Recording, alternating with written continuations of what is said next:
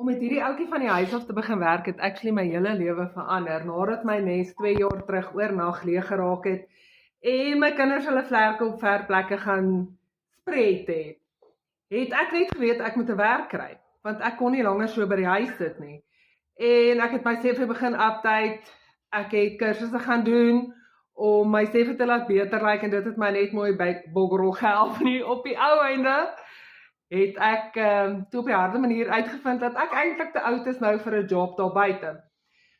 Maar hierdie ouetjie het gehelp dat ek vir 2 ure 'n dag kan werk online in die digital space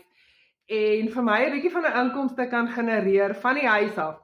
En dis nou nog winter ook, is vrek koud daar buite, so nou is ek nog meer dankbaar dat ek uiteindelik begin het om van die huis af te werk. Ek het altyd gedroom van 'n job wat ek van die huis af kan doen, maar wat nie al my tyd opvat nie, want ek wil nog lekker goeders doen en ek het lankal nie meer lus om vir 'n baas te vra vir verlof